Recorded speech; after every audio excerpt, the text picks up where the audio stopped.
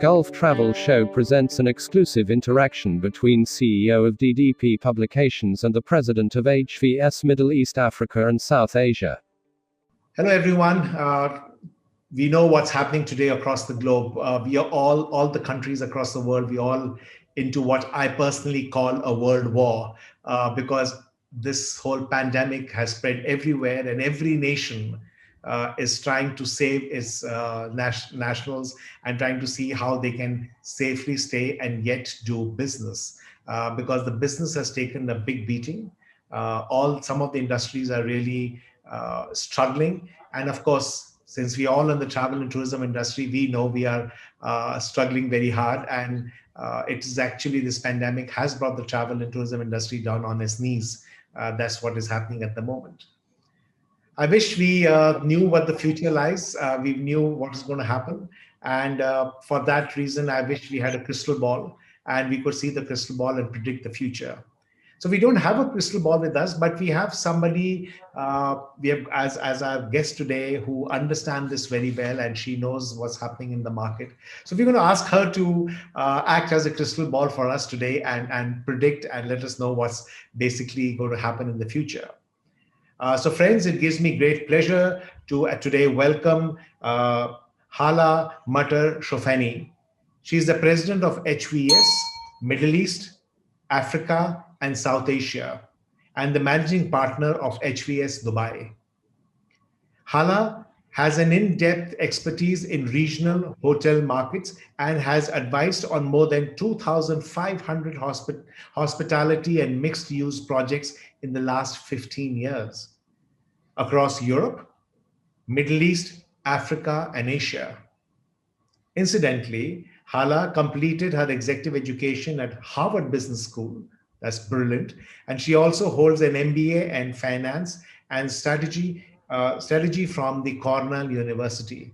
Welcome, Hala. It's a pleasure to have you here and honor, and we really would look at hearing from you what you have to do. We have a few questions, but before I ask you some questions, I'm going to give the floor to you for a minute or two. Let's hear your starting comments and what you think what's happening around in the industry. So over to you. Let's hear your starting points. Hala. Thank you, Sanjeet, for the introduction. But also, I must say, you've given me a big responsibility today with trying really to understand. I mean, we know where we are today now. I guess, as you rightly said, it's all about where do we go from here. So I may not necessarily claim to have all the answers, but I'm more than happy, obviously, to share with you and anyone tuning in what my own assessment of the current status quo, but also how the hospitality industry is likely to evolve. And I guess we're all at the moment trying to understand timing. We're trying to understand impact, not necessarily current impact, but the prolonged impact. And what is it that ultimately we could do in order to save that industry? So I'm happy to answer any specific questions. But generally speaking, I mean, perhaps what I'd like to say a couple of months ago, and some time ago, actually, back in April, when I first tried to look at the recovery model, and I had put some forecasts based on really looking at demand dynamics, demand generators, what the different governments, at least in this part of the world, were looking to do. And I had come out with, again, not claiming that I know the answer, but I did feel like it may take us well into 24, 25 in order to achieve full recovery. I must tell you, that's a confession, Sanjeet. I had a lot of friends that called me up and say, since when you're so pessimistic? I mean, you're an optimistic person. What are you talking about, 24, 25? But then fast forward, sadly and unfortunately, this is what we seem to hear from the ones that are pretty much supporting the hospitality sector, be it the airline business. So when we look at what their predictions are, be it also the governments, but generally speaking, there seems to be an agreement at the moment that 2024, 2025 is where we could potentially look at the recovery. So at that point, I would like to start by saying it has nothing to do with being pessimistic, but rather I believe that we really need to know what the challenges are over the next 2 to 3 years. So as investors, as developers, we can plan accordingly. So being more, I would say, realistic is what we need to do. At the start of this, I want to say we will all continue to travel. And offline, we were talking about revenge, Sanjeet, what we call now the revenge bookings and revenge travel and revenge socializing.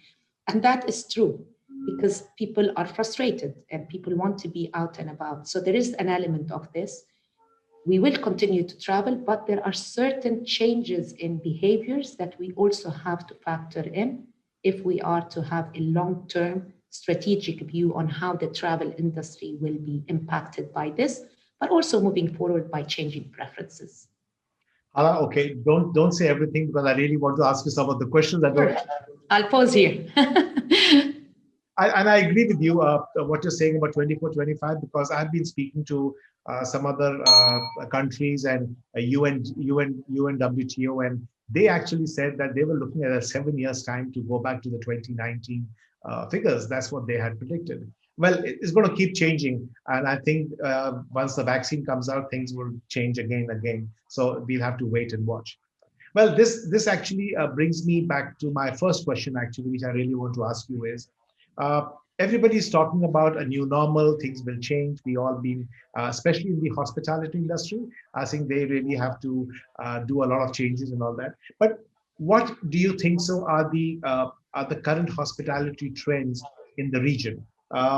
Would these, what I'm going to say is not, let's forget the past. Let's talk about today and going forward. What are your, and if you compare them to international strength, where does the Middle East or this whole MENA region stand? And what do you think is going to be the future way, the way forward? So I personally think when we start perhaps at the global level, what we are currently facing in terms of trend or impact is very much on par when I speak to my counterparts, whether in the Americas or Europe or elsewhere in Asia. And that is, where have we lost business? What can we anticipate and where the pressure lies? But more specifically, when we start looking at the regional differences, one thing is definitely, I wouldn't call it a trend, but a segment that has emerged really strong is the domestic tourism. So if you allow me, I just want to spend time talking about this because this is a very important trend that perhaps in this part of the world, we never looked after sufficiently. Specifically in the GCC, the focus has always been on the international market, whereas if we take the example of this summer, and it's good enough that we're now at the end of the year so we can look back, markets that performed well or better were those that could either create a domestic tourism or had domestic tourism to capitalize. The likes of that is the US definitely, to a large extent Europe, including the UK, also in Asia. Now, down in the Middle East, we have seen suddenly domestic tourism really provide a lot of room nights in Saudi Arabia, to the extent of room nights where you didn't actually have enough sufficient supply to provide for these room nights. And that is homegrown, reliable source of business. My personal view also is that Saudi in general, they've realized that this is a market, it's a substantial market. I mean, people didn't travel out, people did travel within the country, and that has supported their tourism. So in this part of the world, I personally think there's going to be in the future more focus on how do we create domestic tourism. That may not necessarily mean just within the country, but more so within that region specifically. How can we package it? So that is leisure related predominantly, but more so from the domestic standpoint. So that's one of the trends that I will see becoming more important. That will definitely also have to call on government support. So it's not really down to individual hotels, but it's more about strategic.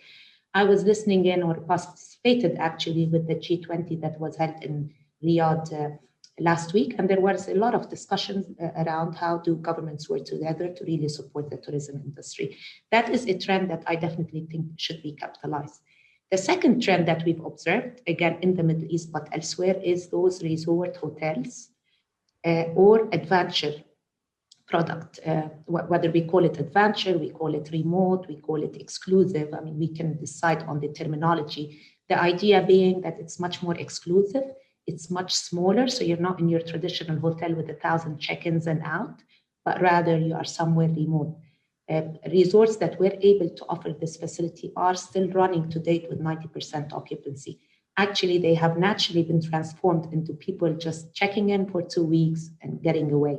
So that is also a trend that personally I think is here today, but will continue because this is what the new generation also will look to actually book and stay at. So from a development perspective, it is focusing beyond the traditional corporate hotel, and we'll talk about the corporate segment in a second, but rather into more how do we create experiences, smaller properties, more remote locations. So that really helps the development of the entire country rather than the capital cities. And the visible trend that unfortunately is going to be a real challenge, and while it will come back to a certain degree, is the reduction in the corporate commercial segment. I didn't use the word fundamental change because we will still travel for business and we will still want to have face-to-face meetings. However, I personally strongly believe that there is nowhere in time, be it 25 or 27 or 30, where that corporate market will continue to grow. And that could be many different reasons contributing into that. A, not the least being the fact that we've realized we can do a lot of work from wherever we are. But B, more importantly, I think that the companies' budgets have been quite exhausted at the moment. And with the uncertainty and the economic outlook, it's going to be a very long time before the large corporations have the ability to financially support international or regional travel. So that is the trend, that the corporate segment will be considerably reduced, which is a big question mark, frankly, for mostly the city type of hotels and those with large inventory, which again, as you know, in this part of the world, 250, 300 keys is typically what a hotel size. And this is a lot of rooms to fill up if you are specifically focusing on that segment. True. I agree with you 100% on the domestic part of it to really go through. And I would also go, if I may add to what you said, is I think more than anything else, the domestic tourism also give confidence to the international tourists to say, okay, if their locals are traveling so much and they're using their properties and hotels, then it's safe to travel to those countries. So it's also a confidence building exercise, like I would basically say. Yeah, absolutely. And Sanjit, if I can add to that, because this is also what we've seen in terms of tourism and the latest trends in tourism or travel and tourism in the last 5 years, it's the incorporation of the culture into that experience. We have seen the rise in people taking trips where they really want to experience and be part of the culture. So ideally, you want to end up staying in hotels where a lot of domestic tourism is actually utilizing these hotels. And this is how you can culturally actually engage in a meaningful travel experience. Okay, you mentioned a lot about a long staying and regional places and all that, but this brings me to a very important question is, and you also talked about what's happening in the business hotels in cities. What's going to happen in terms of pricing is concerned? Because every hotel has been looking at a certain price. So would this whole thing, long stays and not getting that kind of numbers, will this really reduce the pricing and all that? Would the cost come down? If the cost come down, means profitability would come down, or how does the system work? I'm going to answer that assuming pricing in the terms of the rates being charged by hotels. That's what you're hinting at. So if we can just go back before the COVID 2020, if we can go back to 2019, what we have seen in at least the GCC, because when I talk about the Middle East, it's important also to factor in that a lot of those countries are either struggling through economic or political instability. So let's exclude them for a moment. In the GCC specifically, we have seen that despite the ability of the governments and the major airline to induce additional travel segments and bring in the business, the rate, generally speaking, has been declining. One, on account of oversupply, but also because there is much more affordable accommodation. So gone are the days when the hotels in the market pretty much could dictate any rate, and if you take it or leave it. So this is a trend that was worrying us, and back in 2019, I've highlighted that this is a serious concern, especially as we look at hotel valuations. What has happened definitely now during COVID is that these hotels that remained operational, 50% have closed down. Some of them are reopening at the moment. Those that remained operational, only very few really were able to position themselves as the getaway hotel, and they were able to secure occupancy as well as very decent rate. The majority of the others, they went out, understandably, with promotions and marketing and trying to just at least bring in people with very little left in the room rate, because with all the packages that were there, come and stay and get your F&B voucher, come and stay and get access to this. There was nothing left. Now, my concern, again, you could do that if it's, if it's a 3 months period, 6-month period, while you wait for the issue to resolve. With COVID and with the current circumstances, the fact that travel hasn't resumed internationally and globally by the end of the year, we're going to likely face this challenge for the next 12 and 18 months. It will not be profitable to continue operating in this model. And this is where these owners will seriously have to consider, and operators as well. Do we continue? Can we afford to continue? There's as minimum as you can charge, and there's as little as you can cut on your costs. I think for most part, the hotels are operating with very lean structure. They've reduced significantly their costs base, but I'm not sure whether there is going to be that point in time when a decision has to be made as to whether maintain the rate, even if we're going to have to lose, but we cannot afford to undersell, or alternatively close down in waiting, or potentially looking at converting the space. And there will be those instances in which a hotel is considered to be unlikely to ever recover to levels which would be satisfactory in terms of profitability, and could be an opportunity to convert that space into other type of uses. But what do you think are the majority of the hotels looking at? Are they going to say, let's reduce the pricing and get the people in, or do we maintain that and take the hit? Which way are they going? And again, this is quite a tricky question, I'll tell you frankly, because with the current circumstances, even if you were to discount, that doesn't necessarily going to mean that you're going to get the people to stay. And we've seen that, and we've observed that even with hotels that open. Even Emirates Airline, that day they made an announcement that they will be flying to different destinations, and they actually went, to support the travel by facilitating testing and tracing and the insurance on travel. It did obviously impact positively, but not to the extent where you would say this is sufficient to run a profitable operation. So I guess what I'm saying is, my concern is if you don't have the demand, there's no point discounting. And my advice usually is hold off discounting. If the demand is there, they would then afford a reasonable price point. But by discounting heavily doesn't necessarily mean that someone is going to make this booking. It is quite complex, because we did a guest and traveler sentiment survey a few months back. And to get people to actually engage in decision-making, to book a trip and to travel out, it is a very complex process that really depends on a number of family members getting comfortable with the travel, the flight, the corona. And they're so complex that the decision-making is not as simple as it used to be, unfortunately, in the past, that we've got a holiday coming up, let's book and travel. Okay, fair enough. I agree with what you're saying. Okay, but then this brings me to the biggest disruptor, which recent years, which the hotels are facing, was the Airbnb. They were the bungalows which people would take, or the staff of the self-service apartments, and some of the small niche boutique hotels which came up. What happens in this kind of situation? Where do they go, or are they still going ahead and getting business and taking it away from the hotels? How's that moving around? I mean, if I could reference the research, because that had an insight that I could relate it back to the people that took the survey. At that point in time, when we asked them about their preference on where to stay, Airbnb was their least preference. The majority of people wanted to go back home and stay with families. So that tells you that if they were going to travel, it wasn't going to be for business or for leisure. They wanted to check in with their families. This has changed over the last couple of months, granted. But when it came to the type of accommodation, definitely staying with the international operators had a much higher preference than staying in Airbnb. With this finding, however, to answer your question, I definitely think Airbnb was a serious disruptor.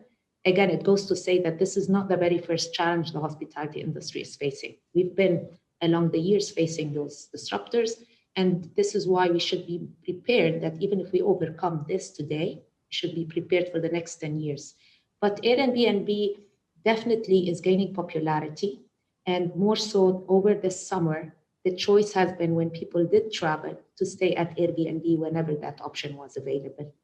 It does seem to me, and that's a personal evaluation of what happened, if the government has been has been considered to have maintained the pandemic in an efficient manner, and there are policies in place, the operator versus Airbnb didn't play a key difference in the choice of the product. So the traveler had a preference to stay at the Airbnb. And it will continue to be the case. That's a, again, when we look at the potential competition, yes, they will compete. And there's going to be also more because the real estate market has come under a lot of pressure as well. So there's going to be more inventory, and therefore the pool of Airbnb is going to even grow larger. But I agree with what you're saying, but at the same time, don't forget the gain of Airbnb is the loss of the hotels to a great extent. But having said this, what about, for example, even now you say that people want to travel and stay in Airbnb. What happens to the pandemic in terms of the security or times of the cleanliness and whatever you have over here? So would Airbnb give you the same levels of cleanliness and hygiene compared to a hotel? If you allow me, not to answer directly this question, because it's going to be also a function of what security is in place towards hygiene and cleanliness at the Airbnb. So it is being assumed that any Airbnb that will be booked is on par with the hotel. So this is when I made the comparison. However, from a guest confidence standpoint, this is what I said earlier on. Guests were not comfortable staying at Airbnb because the perception of hygiene, of safety, of being monitored, and of implementing or following through is not as high as the hotels. Hotel operators within the first, say, 4 to 6 to 8 weeks have come out to say exactly what they intend to do, how they intend to address the challenge, and how they're going to intend to address the concerns of traveler. So it is valid in the sense that operators have been able to address better and provide that confidence to the traveler. This is at least in the short term. But however, in the longer term, say by mid of 2021, I would expect that as travelers become a bit more confident with traveling and also with the government implementation of certain security checks, that Airbnb will gain popularity again. The longer run, Airbnb was set to compete further with the hotel industry. Okay, let's move on now a bit on a different way. Before the pandemic actually hit us and the way things happened, I remember reading articles where they talked about a humongous amount of investment in the hotel projects. And in this whole region, a lot of hotel projects, hotel rooms were under construction and were being ready and to be made and to start work. What happens to them? Do they all stop? Do they continue? What's happening with the extra rooms and hotels coming up? So again, if I could take this discussion back 10 years to do some comparison, I remember back in 2010, we had very similar conversations about the UAE and specifically Dubai, when everyone was talking about the Dubai land and how many hotels would come into Dubai land and Sheikh Mohammed city and how many hotels would come in there. And I used to read 6-digit numbers about 100,000 more hotel rooms that will come into the market. And my view then was that it's great to be ambitious. The truth of the matter, if we get 40 to 50,000, which is roughly 40 to 50%, then I think this will be sustainable. Fast forward, of the 100,000 that were committed back in the days, only 40,000 or 45,000 hotel rooms came into the market. So it is not uncommon that these big numbers are out there. Because there is serious studies that will go to support them, or otherwise not to support the development opportunity. Some of these projects will never obtain financing, and some owners actually change their minds. So what's happening today in 2020, even if we weren't faced by COVID, the number of new supply, I would always have it. So if we were looking at 20,000 hotel keys, I'd probably say 10,000 hotel keys. With the now COVID, my guess is those that are under construction will continue, because by the time they open, hopefully this is behind us. Obviously, they will have to rerun their whole financial model, because what they had expected in terms of performance is unlikely to be realized, at least in the near term. I wouldn't be surprised if a lot of other projects would be completely stopped or canceled. We have already had many clients write in to say that they've decided actually to put any plans on hold, which makes sense. But this is also market specific, right? So this may be the case for Dubai, whereas if we go to Saudi Arabia, We have been engaged in a number of destinations that last year no one wanted to even consider. And these are the secondary destinations of Saudi Arabia, including Al Ula, including Abha, including Baha. So the development pipeline there is going to look very, very, very different. And perhaps with the domestic tourism also giving them more confidence this summer, is that they realize that they can develop more.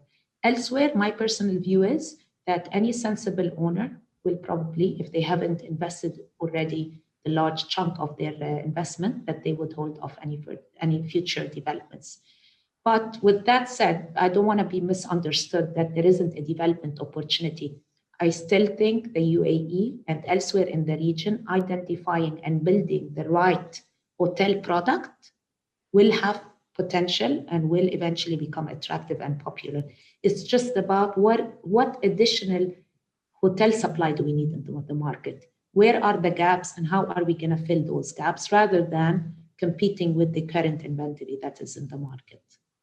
But tell me one thing, it's very well you that this is the way the fall is going to be, but don't forget a hotel project can take up to 5 years, sometimes maybe longer to really build. So if most of the people, because of the pandemic today, hold back and they don't invest anything, and let's say you have a gap of 2 years or 3 years before new investment comes into the whole thing, that means 5 years down the line or 4 years down the line, you will be in a situation where no hotel rooms would be available or all that inventory would be under construction. What happens in that kind of a situation? And with this, I want to add what you just mentioned. You need to be very specific, but most of the hotels usually like to come up in the higher category where they can be well branded and well recognized.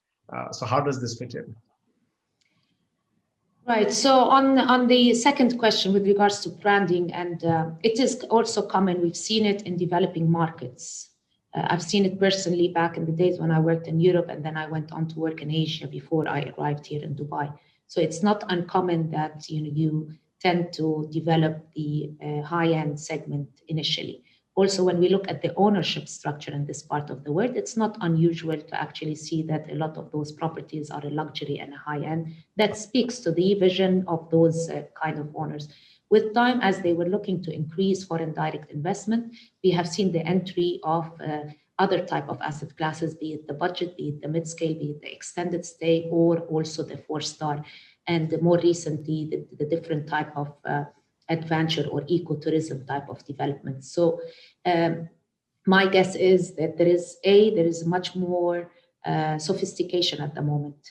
And in the mature markets, these will be led, any future developments will be led by the sustainability rather than cannibalizing, because there is a certain return that is being expected, even from those investors that typically they are not driven just by financial gains. Oftentimes these investments also are to promote or to support a destination or to create employment. I mean, there are more motives than the financial gains, but with also what has happened, a lot of those owners cannot afford not to have any financial gains. So but this is in the more mature and stabilized market. Even the operators themselves, if we look at it from the other end, they have exhausted their luxury brands. They have exhausted their 5-star brands. So if you look at the big brands, they pretty much are present everywhere. And now they are pushing forward with their alternative brands, be it their lifestyle brands, be it their 3-star, be it their budget, but also to speak to the need in the market. So there is the need for this type of asset classes to develop. We have seen huge development in that space here in the UAE. I anticipate the same to happen in Saudi Arabia and elsewhere. And this is when you are ready to transform a destination into a mass destination. You would need to bring in the different product offering. At this stage, I had forgotten what your first question is, very frankly. Okay, what I was saying was that they would be, before I come to that question again, I just wanted to ask you, what happens with these new hotels? Would they all go for branded hotels with international ones, or would they be standalone on their own turf? Because if they're going for the luxury model, some of them have done that on their own. So which way do you think that the trend is going to go after this? I think it's going to be a combination. We've already seen that a lot of those branded properties, simply because they're also coming towards the end of their initial term, there is a discussion between owners and operators. So, what we would typically call the franchise model or an alternative model is already in execution at the moment. It's not just trending, it's happening. We've seen a number of contracts that have migrated out from a management agreement into a franchise agreement. You rightly said, perhaps on the luxury front, it's unlikely that the operators are willing to franchise out. But also, I think operators realize very well two things. One, this is a very competitive market, and they need to grow, and therefore they need to approach their growth in a very different way, and that is clear. And on the other hand, I think also operators realize that there are today a lot of sophisticated owners who own multiple assets, and therefore they have built the teams and the expertise to actually manage their properties efficiently and also safeguard the brand equity. So these conversations are taking place, will continue to take place, and as markets mature, we will catch up with what, for example, when we look at Europe, 40% of the branded supply falls under a franchise agreement, and the US, 70% are franchise property. There will be a catch up in the Middle East, perhaps some markets in 3 years' time, others in 5, others in 10. This is just the normal growth that we would expect to see as these markets mature and stabilize. What percentage would that be for the private sector and in the Middle East? Franchising. In terms of hotel ownership? No, in terms of franchising, like you said, Europe was 40%, America, US was 70%. Yeah, so by the end of 2019, we had 11% of properties in the Middle East franchised. For those that have been signed in 2019, this increases from 11% to 20%. And the set of hotels that we have worked with when we did our study was 1,000 hotels. So we were looking at, maybe 200 properties will become franchise properties. Okay. Now I'm going to take you back to the same question which I had asked earlier. There is this huge problem where people, the owners who have spent money on various properties and building hotels and all that, are either stalling it or going slow or taking their own time. So there may be a gap before new investments come into the hotel sector in the next few years. So if there's a gap of 2 or 3 years, by the time the hotel really comes into the market is about 4 years' time. So what happens after 3 or 4 years? Will we reach a situation where there's no properties available or nothing coming up? What's going to be happening at the situation at that time when the demand is there? Sanjeet, I would love to say we're going to face this problem, but unfortunately, I don't think we will ever be in a situation where demand will surpass the supply, simply on account of already the inventory we have. Again, I don't want to generalize. Perhaps sitting in Dubai, my immediate responses are usually Dubai focused or UAE focused.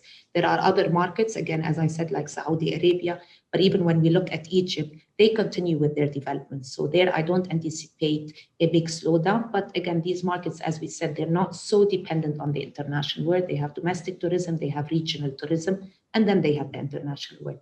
But if ever we are to face this problem, which again, I don't think will be a problem, frankly, because some developments will continue to happen, and we will catch up between the supply and demand. We have to remember that there is a lot of real estate, specifically residential, where it's also facing oversupply situation. If ever that was to be a problem, and this is what I was going to say, is that these apartments are going to become rental apartments. And this is how Airbnb will grow. And we've seen also already a lot of hotels now that will convert into rental homes or rental units. So it's going to be very fluid. That's why I don't anticipate at all that we're going to be really in a situation where, we don't have enough accommodation. Now, it may not necessarily be your traditional hotel room, but there's going to be sufficient accommodation in the city. Oh, I love your optimism. Fair enough. I wish that's the way things are going to be. All right. I know we're running short time, but I want to move on. I want to ask you something which is a little different, more towards the consumer today. If you see, we see the airlines today. They have done a lot in terms of campaigning and promoting safety while flying. Everybody now is pretty much under the norm that yes, if you take your precautions, it's actually safe to fly. But when it comes to hotels, the hotels movement, some of the hotels have done well, a lot of them have not done well, but this whole momentum has not taken off really the way the airlines have taken off. What are your thoughts on it? How should the hotel now market itself to the consumer, ultimate consumer now? It's a very tricky situation for hotels. I mean, typically we go to hotels for a purpose, and that's predominantly socializing. And this is why hotels, especially in this part of the world, they have so much public space and F&B areas and lounges and pools, and the whole idea is socializing. I think I ask myself this question. If the hotel is no longer going to become or be perceived as the socializing hub, why do we go to this hotel? And this is to answer that, although I'm not necessarily agreeing that hotels didn't do what it takes to assure the guests, I think with the airline industry, it's very different. With the airline industry, the whole process is about airport, where you can have very strict protocols in place, and you're stuck on a plane. Now, it could be 4 hours or 10 hours, but you are under immediate supervision. And for you to be told off for socializing is acceptable. Whereas you are at a hotel and they tell you off for socializing over breakfast or in a bar, you will not necessarily appreciate it as a guest. So this is how I'm looking at it, that it's very complex. I mean, yes, we need to make sure that we're building confidence, we're connecting with our guests, but this guest that is coming to stay at the hotel, it has an expectation that this place is going to be fun, that they're going to be able to engage in all these activities. So, to walk around and basically to tell people off because they're not following the protocols is going to be very difficult to enforce. However, I definitely think there are the elements of hygiene and safety that are expected, and not just in COVID times, more so perhaps in COVID times, but there is an expectation that our hotel rooms are always clean. There is an expectation that our F&B areas are always maintained at extreme hygiene level. But it is very difficult, and I've seen it. I've tried staying a few times this summer, having not traveled out of Dubai, and doing staycations. I mean, you get out there because you want to be out and about and you want to be chilled, and you don't want to be restrained. And obviously, for those that are comfortable, that they can apply themselves the right precautionary measures, these are the ones that will book and stay. But for others that didn't even want to go out and see what it's like, it's going to be very difficult to change their minds. And this is what we have to accept. We're not going to be able to influence people simply by telling them it's going to be all right, or we have, those protocols in place. Okay, but suppose when you went to these hotels as a customer now, let's put it that way, how as a customer, would I know that these hotels are completely COVID compliant? Is there any check system? Are there any protocols which the customer must look at or know, or any certification? How does this work? There are a number of certifications. I can definitely speak for RAC and for Dubai. There has been a number of hotels have been nominated as safe or clean. So yes, now whether this is sufficient, I mean, to some guests, as I said, this is definitely enough. To others, even with those certification in place, the whole exposure, they're not prepared yet to experience. So do those hotels that have these certifications in place become more popular? Potentially, yes. I mean, if I was looking at booking.com or any website at two hotels and one that is basically saying, we've got this certification, this will definitely help me build more confidence. But for the majority, again, of the brands, they have their systems in place, they are seeing it through. And with that, they're hoping that they will build confidence. You speak to the operators as well, they tell you that these initiatives have actually paid off, that they have received very good feedback from clients, and some of their clients are feeling confident enough that as an operator, they have this responsibility towards their customers. At the end of the day, my personal view, not as a professional, but as personal, there is as much as we can expect the government, the hotel operator to do for us. This is really going to go down to the basic of people just applying themselves in these unusual times in a manner which, everyone is protected. Okay, I take your point on that, and I know we need to now wind up. But last question, which I really would like you to talk to the hoteliers. What message would you give to all the hoteliers? What must they be careful about, or what must they do going forward? I think this is a big learning that we really need to take advantage of. As hard and as tough as it sounds, we really need to reimagine what the traveler will be requiring us in the future. And, it becomes even more important when we're doing investments to evaluate not the immediate or the short, but rather the long run. In general, hospitality assets, we always try to take a 10 to 15 years view on whether to invest or not to invest, with the changing preferences that have already been shaping the travel industry. We've seen a lot of increase in millennial travel or wellness type of tourism. So these are all great indicators that we need to capitalize on. I wouldn't also want to scratch my 17 years of experience in this industry and to say all my learnings are of no use. But my recommendation is we need to accept that what we have learned, we need to unlearn and we need to learn again. Because it's not just because of COVID. I think it has to do with a number of issues and challenges that will be facing the industry going forward. We need to reimagine the industry for operators. They need to become much more lenient. It's not going to be anymore about the look and feel. Standards are important, but there are elements that will become even more and more important to the guest. There isn't as much liquidity as there used to be in the past. So when you think about all this, you realize that really there is an opportunity, but we really have to reimagine it in a different way. The potential going forward for this part of the world remains massive. I believe so. We still account for only 7% of the international travel into the Middle East. So this 7% should grow to 10 and eventually to 15%.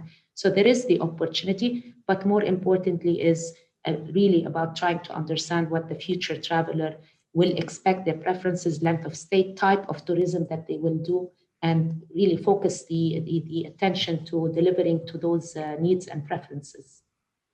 So constant learning is your mantra, which you want to talk to everybody and learn. Absolutely. Understand that. Okay, friends, we just heard the brain from the Harvard Business School as well as the Cornell University through Hala tell you and take us through what's going to happen and what we should be looking at in the future. Hala, it's been a pleasure speaking to you today, understanding your concepts and how it is. I know you did not make any commitments and you did not want to look at it. You skirted most of the issues very, very well, the right way, put it that way. But I think I agree, and I totally agree with what you're saying. It's a constant learning for the hotel industry, and if they have to be on their toes all the time, more so now onwards, to take this whole thing in the future. Thank you so much. Pleasure having you with us today, and hope to interact more with you in the future. Thank you very much. Thank you, Sanjeet, for this opportunity. Thank you.